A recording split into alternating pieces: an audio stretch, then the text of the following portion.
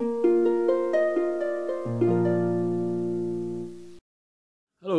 Assalamualaikum warahmatullahi wabarakatuh. Ketemu lagi di vlog Juru Baca, saya Sanas Pahani.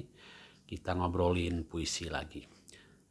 Ada beberapa orang yang bertanya soal di mana batas terpengaruh dan plagiat. Sepertinya banyak yang bermain-main dengan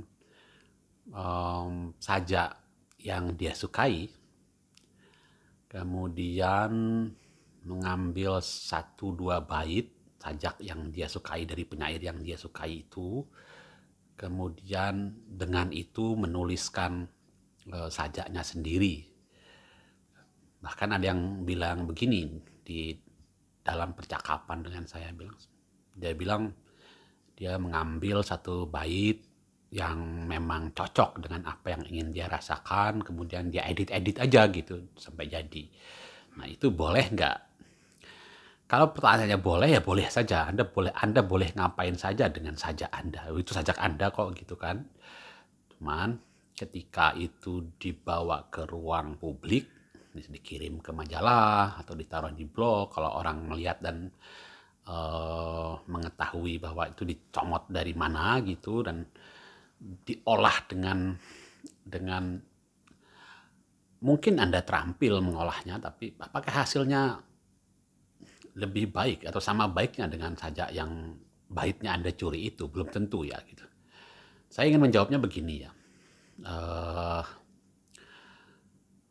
Terpengaruh itu iya, kita nggak mungkin mengelak dari pengaruh penyair terdahulu. Sapardi tahun 79 mengingatkan penyair pada masa itu gitu, bahwa tengoklah ke belakang, kita sudah punya tradisi puisi kok.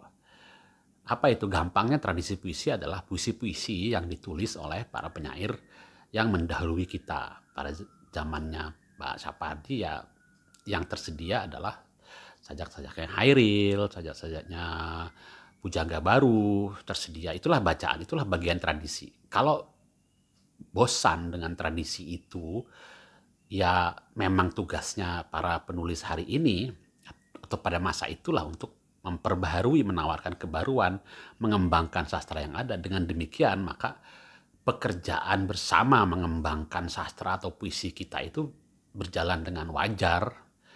Bahkan kita mengharapkan suatu perkembangan yang cepat, suatu perkembangan yang dengan waktu secepatnya gitu melahirkan puisi-puisi baru dan meningkatkan kualitas puisi dan sastra kita.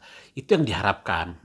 Makanya kita bicara soal perkembangan, bicara soal mengembangkan sastra gitu. Satu, perlu kesadaran tentang sejarah, apa yang sudah dicapai oleh puisi kita sebelumnya.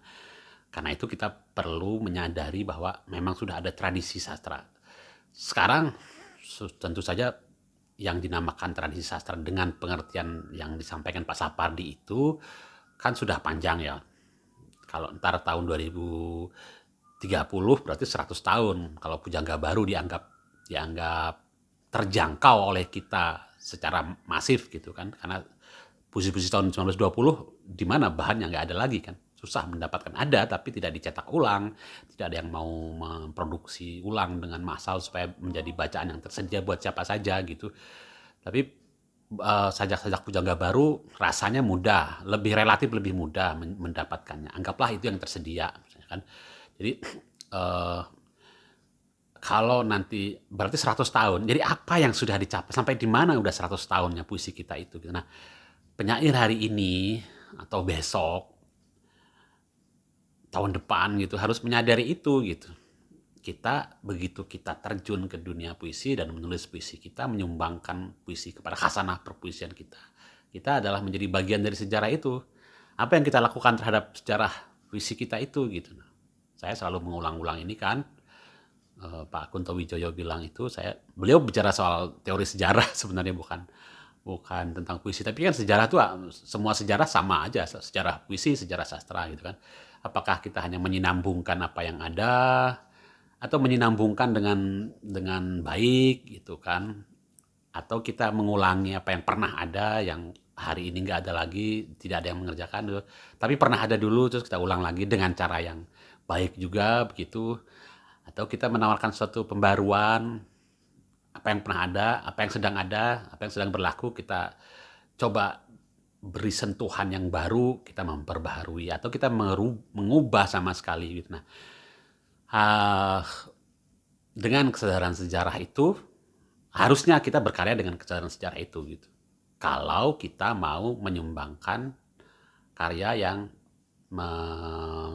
mendorong maju sastra kita berkembang, ya kan. Jadi itu satu, kesadaran itu. Kedua, pengaruh, tadi saya bicara soal pengaruh kan gitu. Ya kita mengambil pengaruh dari penyair yang kita suka.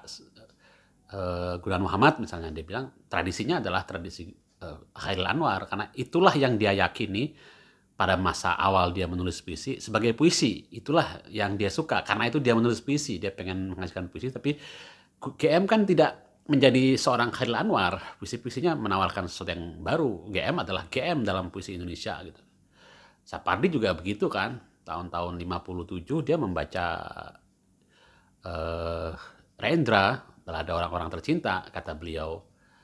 Dan ketika itulah dia menyadari, oh puisi bisa ya dengan kata-kata yang begini, tidak harus rumit-rumit, tidak harus aneh-aneh seperti puisi umumnya pada masa itu yang dia baca. Ketika dia membaca Rendra, dia merasa pengen menulis puisi. Dan memang dia menulis puisi seperti Rendra pada awalnya, menulis balada Korban Merapi, balada ode untuk Bu Fatmawati, ode untuk Penggali Kubur, dan lain-lain. Sapardi kan awal sajak-sajak yang tidak pernah beliau terbitkan. Ada 1-2 terbitkan lagi, tapi kemudian dia tidak menyinambungkan Rendra, tapi dia menawarkan sesuatu yang baru, yang berbeda. Nah, Sapardi sudah melakukan sebuah pembaharuan atau bahkan perubahan dengan kesadaran sejarah yang seperti itu. Maka Sapardi kemudian menjadi Sapardi dalam sejarah puisi Indonesia. Nah, saya sangat Sapardi pada awal-awal. Kemudian saya pengen bukan mengelak, menghindar. Saya pengen juga lah menulis sesuatu yang mungkin dari segi bentuk paling tidak, toh itu bukan sesuatu yang mudah juga gitu. Lalu dari sisi isi, dari sisi tema gitu. Saya tidak pengen bilang bahwa saya sudah menghasilkan sesuatu yang berbeda yang memperkaya puisi Indonesia, tapi paling tidak saya di dalam sejarah kepenyairan saya sendiri, dari buku ke buku saya berusaha untuk berbeda-beda, tidak mengulang-ulang hal yang sudah saya tulis di dalam buku-buku saya sebelumnya misalnya. Sampai hari ini saya menulis puisi juga masih seperti itu, kira-kira berpikir begitu. Jadi plagiat pasti tidak menawarkan kebaruan itu. Apa yang baru dari plagiat? Plagiat meniru yang sudah ada gitu, mencontek sudah ada. Bahkan untuk Anda sendiri, apa gunanya plagiat itu gitu? Kalau menulis kemudian tahu bahwa ada sajak yang sebelumnya begitu, buat apa? Tidak usah bertanya ini saya terpengaruh apa, saya plagiat ya gitu. Pengaruh itu justru diatasi, pengaruh itu dikelola, pengaruh itu di manage, dikelola. Gimana GM yang tradisi puisinya itu artinya pengaruh puisinya adalah Khairil Anwar kemudian menjadi tidak Khairil Anwar. Gimana Sapardi yang mengakui bahwa awalnya tradisi puisi awalnya adalah Rendra, tapi dia tidak menjadi Rendra kemudian. Kita tahu dia sangat berbeda dengan Rendra gitu. Jadi bukan pertanyaan aku plagiat apa aku terpengaruh ya gitu. Pengaruh pasti, plagiat nggak ada gunanya. Nggak mudah menjadi pembaharu itu gitu, atau menawarkan sesuatu yang baru itu, tapi sangat mungkin. Jadi ya galilah kemungkinan itu kan. Kalau saya sih, bahasa memungkinkan kita, bahasa punya potensi untuk memberi kesempatan kepada kita mengucapkan hal yang sama dengan cara yang berbeda. lah ngapain nyari sama gitu, ngapain mencuri kesamaan dari penyair lain gitu. Dan kemudian bertanya-tanya, aku terpakai apa lagi ya tuh, gak usah gitu, sadari aja selalu bahwa bahasa, apalagi bahasa dalam puisi, memang memungkinkan kita, memang membuka dirinya untuk memberi kesempatan kepada kita menemukan cara mengucapkan sesuatu yang sama dengan cara yang berbeda. Dengan kesadaran itu, maka puisi Indonesia akan bergerak maju. Sejarah kita akan kaya dengan cerita-cerita penemuan. Khasanah puisi kita akan beragam. Dan itu menggembirakan. Kita tidak hanya menemukan saja-saja yang sama. Bagus pun pada awalnya, kalau sama terus kita akan bosan juga gitu. Gitu. Mudah-mudahan beberapa orang yang bertanya tentang itu memahami sikap saya, memahami, maka Anda mungkin tidak setuju, tidak apa-apa, tapi memahami sikap saya begitu gitu. Dan ya sekali lagi, nggak setuju juga nggak apa-apa gitu. Teman, kalau pertanyaannya itu, saya jawabnya seperti tadi. Terima kasih sudah menyimak video ini. Ketemu lagi di video berikutnya. Assalamualaikum warahmatullahi wabarakatuh.